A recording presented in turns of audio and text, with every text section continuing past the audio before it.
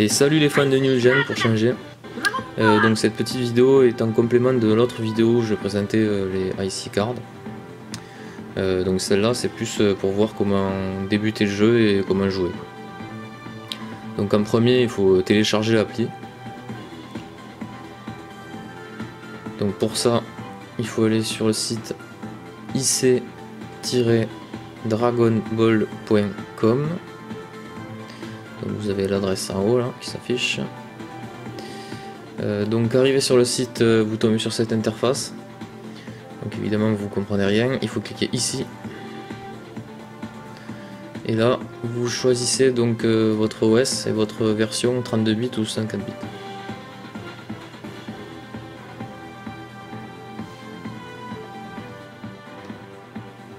Donc une fois que vous avez téléchargé l'appli et installé, le premier truc à faire arriver c'est se créer un compte.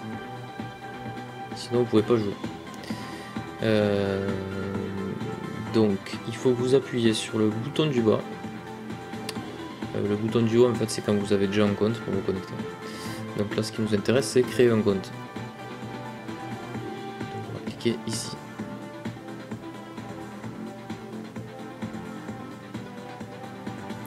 Oui, on clique là. Et donc la première case c'est pour votre pseudo. La deuxième pour votre mot de passe et la troisième donc répétez votre mot de passe. Voilà, donc ça va assez vite, on ne vous demande pas des coordonnées personnelles ou quoi que ce soit. Vous appuyez sur OK et c'est parti. Bon, vous allez me dire, là vous voulez scanner des cartes, hein. C'est des cartes qui se scannent, vous voulez les scanner, vous voulez le faire vite là. Donc c'est ici qu'il faut cliquer. Donc c'est très simple, c'est à contact. Vous posez la carte sur votre récepteur et elle est automatiquement ajoutée sur votre compte. Donc petite démo. Alors, je prends une carte, je la pose sur le récepteur et hop. Petite animation. Et voilà. La carte est maintenant sur mon compte. Vous pouvez scanner plusieurs cartes à la volée, hein. Vous n'avez pas à retourner dans le menu en fait. Maintenant voilà, comment en avoir des cartes. Donc vous pouvez les acheter, ça c'était un peu le sujet de la dernière vidéo. Mais aussi vous pouvez en choper dans le jeu.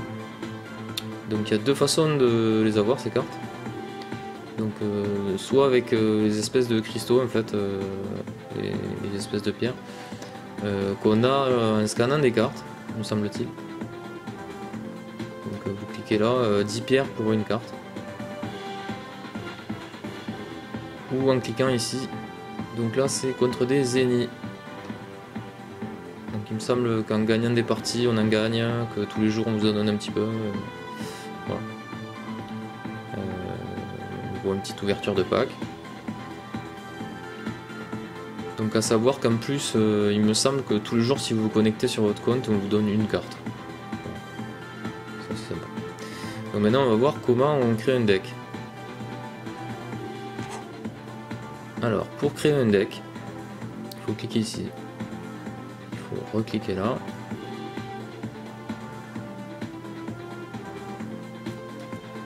Et voilà. Et maintenant vous pouvez vous créer un deck. Donc on peut en avoir plusieurs. Donc on va faire un nouveau. Voilà.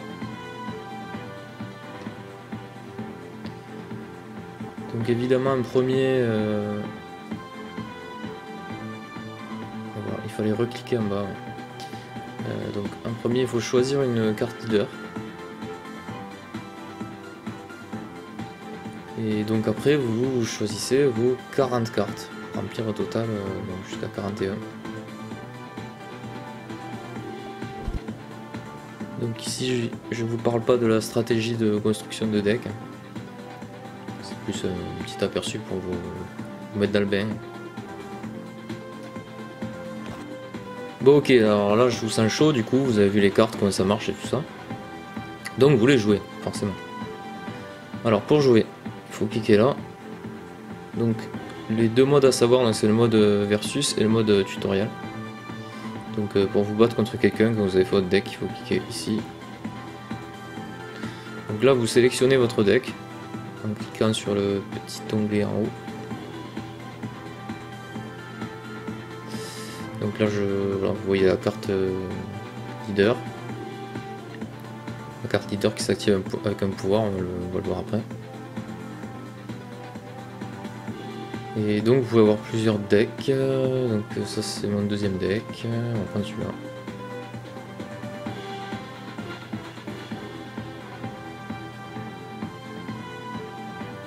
Et quand c'est fini, vous cliquez ici pour démarrer la partie. Alors arrivé sur cette interface, ne vous inquiétez pas, on vous a pas oublié, c'est juste que des fois c'est un peu long. Donc vous attendez, logiquement au bout d'un moment, surprise, un adversaire arrive et vous vous battez. Donc là je vous ai fait la démo chez Mister Popo, je suis pas contre un vrai adversaire, parce que du coup ça nous explique un peu les cartes et tout ça. Donc on voit que notre leader a un pouvoir qui peut s'activer. On débute avec une main de départ de 3 cartes. Donc là ici je vais les garder, mais il faut savoir que vous pouvez les défausser en fait. Voilà. Donc ça c'est vos points de vie, c'est bon à savoir. Donc arrivé à 0 vous êtes mort et pareil pour l'adversaire, le but c'est de mettre à 0. Donc ça c'est des points d'action en fait, c'est ce qui vous permet de jouer des cartes. Alors en fait vous voyez en haut à gauche de vos cartes vous avez une valeur. Donc là en bas dans ma main par exemple c'est des 0. Et donc je peux les jouer avec 0 points d'action, mais si c'était des 1 ou des 2 il me faudrait 1 ou 2 points d'action. Donc voilà, les cartes à 0 sont logiquement faibles, mais elles servent bien à faire des combos en fait.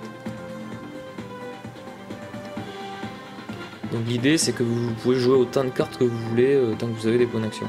Après c'est pas forcément malin de se vider la main. Donc là c'est un petit exemple d'attaque en fait. Donc on attaque avec un personnage, donc ça peut être avec son leader ou avec un personnage qui est posé.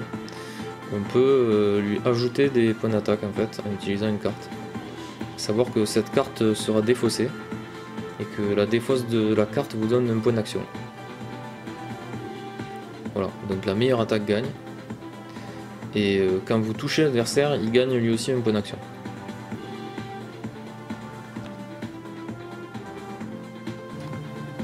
Voilà, donc chaque fin de mouvement, en fait, vous le validez en appuyant ici sur le côté. Donc les cartes qui ont joué, en fait, sont inclinées et elles reviennent dans le sens normal à la fin de la partie. Donc là, je vais vous montrer le pouvoir du leader, en fait.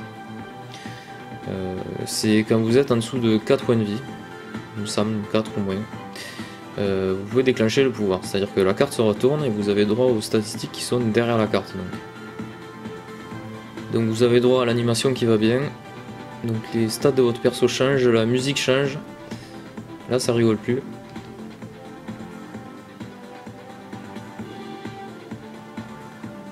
Donc du coup les leaders ont des actions différentes après, ça je vais pas trop l'expliquer dans cette vidéo. Les cartes ont des actions spécifiques des fois en dehors de leurs points en fait. Ça c'est dur à comprendre si vous lisez pas le japonais forcément. Donc le concept d'une attaque réussie, c'est une attaque donc vos points d'attaque sont supérieurs à l'autre. Donc là je vais essayer de le finir.